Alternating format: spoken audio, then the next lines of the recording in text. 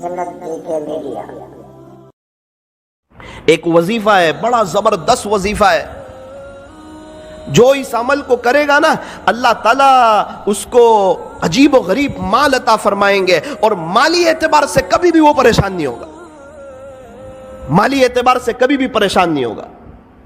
ایک بزرگ کے پاس میں بیٹھا ہوا تھا، وہ یوں کہہ رہے تھے کہ بیٹا میں نے 35 ملکوں کا سفر کیا، نہ میں نے 1 روپیہ خرچ کیا، نہ 1 روپیے کا کسی سے سوال کیا۔ میں نے کہا حضرت کیا کرتے ہو؟ بولے یہ وظیفہ کرتا ہوں۔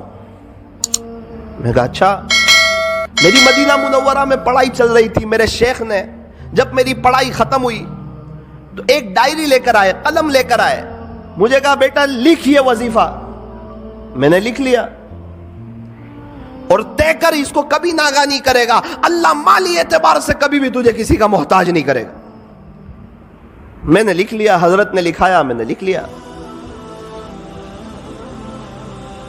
پھر ایک بات کہی تھی کہ بیٹا یہ وظیفہ بڑا زبردست ہے، لیکن بے طلبوں کو مت بتانا، جس کے اندر طلب ہو اور جو اس کی قدردانی کرتے ہو اسی کو بتانا۔ پھر میں جب ہمارے یہاں آیا، کچھ لوگ میرے پاس آتے، مولانا ہم بڑے پریشان ہیں مالی اعتبار سے، حالات میں کوئی وظیفہ، تو الحمدللہ میں یہ وظیفہ بتا دیتا، اللہ تعالیٰ ان کو بہت نواز دیتے، عجیب و غریب نواز دیتے، اور عجیب و غریب اس پر تجربہ ہے، اور کئی اللہ والوں کو میں نے دیکھا وہ یہی وظیفہ پڑھتے ہیں۔ پھر ایک بار تو میں بڑا تعجب میں رہ گیا کہ یہ وظیفہ کسی اللہ والے کا، کسی شیخ کا بتایا ہوا نہیں ہے۔ ایک صحابی نے ہمارے نبی سے کہا تھا کہ پیارے نبی جی دنیا نے مجھے چھوڑ دیا ہے، یعنی میرے پاس کچھ ہے نہیں۔ اس وقت ہمارے نبی نے یہ وظیفہ دیا تھا اور یوں کہا تھا کہ آپ فرشتوں والی تسبیح کیوں نہیں پڑھتے، اور یہ بتایا تھا تسبیح سبحان اللہ و بحمدہ، سبحان اللہ العظیم و بحمدہ استغفر اللہ، اللہ اکبر کبیرہ، سبحان اللہ و بحمدہ، سبحان اللہ العظیم وبحمدہ استغفر اللہ۔ پیارے نبی سے وظیفہ سنا، راوی فرماتے ہیں کہ پھر ایک مدت تک وہ نظر نہ آئے، جب دوبارہ نظر آئے تو انہوں نے بتایا جس کا خلاصہ یہ ہے اللہ نے مجھے اتنا نواز دیا ہے کہ میں بتا نہیں سکتا۔ یہ عجیب و غریب وظیفہ ہے۔ ایک شخص مجھے کچھ وقت پہلے نوساری میں ایک جگہ ملے، سید تھے، مجھے کہنے لگے مولانا کچھ وقت پہلے آپ ہمارے گھر آئے تھے، آپ نے ایک وظیفہ بتایا تھا، میں نے آپ کو اپنی پریشانی بتائی تھی، آپ نے ایک وظیفہ بتایا تھا، الحمدللہ 2 دن سے میں نے شروع کر دیا ہے۔ میں نے کہا یار میں نے بتایا تھا 3-4 مہینے ہو گئے، آپ نے 2 دن سے شروع کیا۔ مولانا آپ کو نہیں معلوم، آپ بتا رہے تھے پردے کے پیچھے سے میری بیوی یہ وظیفہ سن رہی تھی، اللہ کی شان اس نے پابندی سے کیا، ابھی اس کے 36 لاکھ روپے آ رہے ہیں، تو میں نے بھی شروع کر دیا۔ میں نے کہا یار آپ عجیب آدمی ہو۔ میں نے کہا 36 لاکھ روپے کہاں سے آ رہے ہیں؟ کہا وہ وارثے کے آ رہے ہیں۔ تو میں نے کہا ابا کو مارنے کی نیت سے تو نہیں پڑھا تھا یہ وظیفہ؟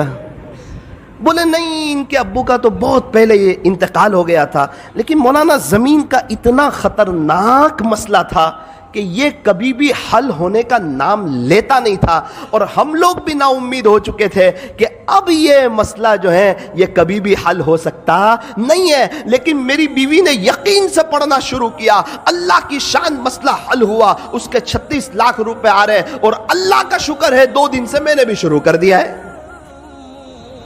ہمارے نوساری میں ایک بڑے مالدار شخص، ان کے پاس میں بیٹھا ہوا تھا، تو شیخ سے وہ بھی محبت کرتے تھے، مدینہ منورہ کے شیخ سے، تو میں نے ان کو یہ وظیفہ بتا دیا۔ کہنے لگے نا وہ بڑے آدمی ہیں اور ان کا بتایا ہوا وظیفہ کرنا ہی چاہیے۔ میں نے کہا ان کا بتایا ہوا نہیں، پیارے نبی کا بتایا ہوا ہے، یہ کوئی اللہ والے کا بتایا ہوا نہیں ہے، یہ کوئی تجربہ کرنے کا وظیفہ نہیں ہے، یہ تو عمل کرنے کا وظیفہ ہے۔ اچھا کیا بتایا؟ تو میں نے ان کو بتا دیا۔ 2 دن کے بعد مجھے ملے، کہا بیٹا یہ وظیفہ کبھی چھوڑنے جیسا نہیں ہے۔ میں نے کہا کیوں؟ بولے بیٹا پیسہ تو بہت ہے، سب جگہ روکا ہوا ہے، ابھی میں حالات میں تھا کچھ وقت سے، پیسے کے بارے میں ہاتھ میں پیسہ نہیں تھا، زمینیں جائیداد پراپرٹی بہت، ہاتھ میں پیسہ نہیں۔ تو میرا بڑا بیٹا میرے پاس آیا اور یوں کہنے لگا ابا بہت پہلے آپ کے 70,000 روپے میرے پاس تھے، وہ ابھی آپ لے لو 70,000۔ بولے میں نے بولا پھر؟ بولے اب کبھی یہ وظیفہ نہیں چھوڑوں گا۔ اللہ اکبر کبیرہ۔ اور شیخ خود فرماتے تھے میں نے جس کو بھی بتایا، جس نے بھی یقین سے پڑھا بیٹا آج سب کروڑ پتی ہے، اور جس نے بغیر یقین کے پڑھا وہ جہاں تھے آج وہاں کے وہیں ہے۔ تو میرے عزیزو ایک بات یاد رکھو، یہ وظیفہ جو ہے یہ بڑا زبردست ہے۔ میں نے ایک سوال پوچھا شیخ سے جس پر وہ مجھ سے بڑے ناراض ہوئے، بہت زیادہ ناراض ہوئے، اور مجھے کہا بیٹا تیرے سے مجھے یہ امید کبھی نہیں تھی کہ تو مجھے یہ سوال پوچھے گا۔ میں نے کہا شیخ یہ جو وظیفہ پڑھیں گے 100 مرتبہ تو صرف رزق میں برکت ہی ہوگی یا ثواب بھی ملے گا؟ تو بہت ناراض ہو گئے۔ ایک مثال سے سمجھایا مجھے کہ 400 روپے کلو کی چائے ہو اور اس پر 50 روپے کی ڈول کی آفر ہو تو تجھے صرف ڈول ملے گی یا چائے بھی ملے گی؟ میں نے بولا وہ تو چائے ملے گی، ڈول فری میں آ رہی۔ بیٹا اسی طرح جب تو یہ اللہ کا نام لے گا، اللہ کی پاکی بیان کرے گا، اللہ کی حمد بیان کرے گا، صبح صبح اللہ سے معافی مانگے گا، اس کا ثواب تو ملے گا۔ یہ تو صرف اسکیم ہے کہ اللہ اس میں رزق میں اضافہ فرمائے۔ اللہ اکبر کبیر۔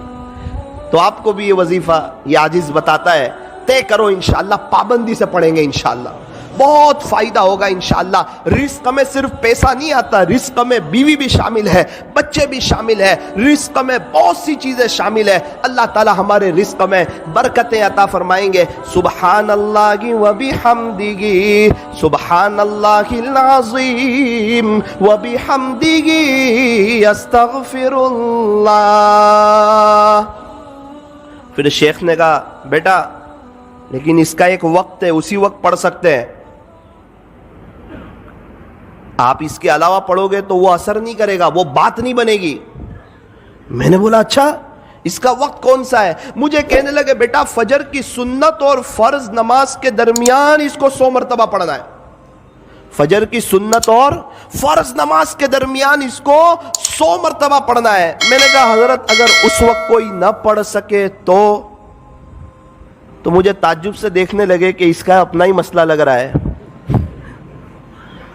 مجھے کہنے لگے بیٹا جب تک فجر کی نماز کا وقت رہتا ہے، صبح صادق کے بعد سنت پڑھ لیں، اس کے بعد سے جب تک فجر کی نماز کا وقت رہتا ہے وہاں تک یہ پڑھو گے تو یہ اپنا اثر عجیب اور غریب انداز میں کرے گا۔ پھر مجھے اپنے مکان پہ لے گئے ایک مرتبہ، بڑے بڑے لوگوں کو دعوت تھی، مجھ چھوٹے کو بھی حضرت نے گن لیا۔ اللہ اکبر کبیرہ، بہت سی نعمتیں دیکھی، مجھے بتانے لگے، اس کی اہمیت سمجھانے لگے کہ دیکھ بیٹا یہ وظیفے کی برکت ہے کہ اللہ تعالیٰ نے مجھے ایسا شاندار مکان دیا، دیکھ بیٹا اس وظیفے کی برکت ہے، ایک کار تو ایسی میرے گھر کے باہر kھڑی ہے جو تیرے ہندوستان میں لانچ بھی نہیں ہوئی ہے۔ تو وظیفے کو معمولی مت سمجھنا، کبھی چھوڑنا مت، اس کی پابندی کرنا، انشاءاللہ اللہ تجھے بھی بہت نوازے گا۔ اسی وظیفے کی برکت سے کئی سالوں سے اللہ تعالیٰ نے مجھے عجیب و غریب نوازا ہے، میرے اپنے تعلقات والوں کو بتایا ہے، اور اللہ تعالیٰ نے سب کو نوازا ہے۔ تجربہ کرنے کی ضرورت نہیں ہے، یہ عمل کرنے کی ضرورت ہے، یہ کسی ولی کا بتایا ہوا نہیں ہے، یہ پیارے نبی حضرت محمد الرسول اللہ صلی اللہ علیہ وسلم کا بتایا ہوا ہے۔ میں نے حضرت کے ساتھ دبئی کا سفر کیا، حضرت تو 5 اسٹار ہوٹل میں ان کے ساتھ ٹھہرنا ہوا، کیا شکریہ ادا کر رہے ہیں، الحمدللہ الحمدللہ الحمدللہ، کھانا کھا رہے ہیں شکریہ ادا کر رہے ہیں، شیپ میں بیٹھے ہوئے شکریہ ادا کر رہے ہیں، اللہ کی نعمتوں پر شکر شکر شکر۔ میں نے حضرت کے گھر دیکھا، الحمدللہ الحمدللہ، کھجورے کھا رہے ہیں الحمدللہ، قہوہ پی رہے ہیں الحمدللہ، اور ان کو چکن وغیرہ تو جلدی سمجھ نہیں آتی، ان کو تو مٹن وغیرہ چاہیے۔ تو خلاصہ یہ ہے جو بھی کھا رہے ہیں اس پر اللہ کا شکریہ ادا کر رہے ہیں۔ مجھے وہ بزرگ والی بات یاد آئی کہ واقعتاً اللہ نے ان کو نوازا ہے اور یہ شکر کر کے اللہ تک پہنچ رہے ہیں۔ فرمایا اللہ تعالیٰ تک پہنچنے کے دونوں راستے ہیں، بندہ شکر سے بھی پہنچ سکتا ہے، صبر سے بھی پہنچ سکتا ہے۔ یوں فرمایا ہمیشہ خوش رہنے کا آسان فارمولا، ہمیشہ خوش رہنے کا آسان فارمولا، نعمتوں پر شکر کریں، مصیبتوں پر صبر کریں، شکر کرنے والا بھی جنتی، صبر کرنے والا بھی جنتی۔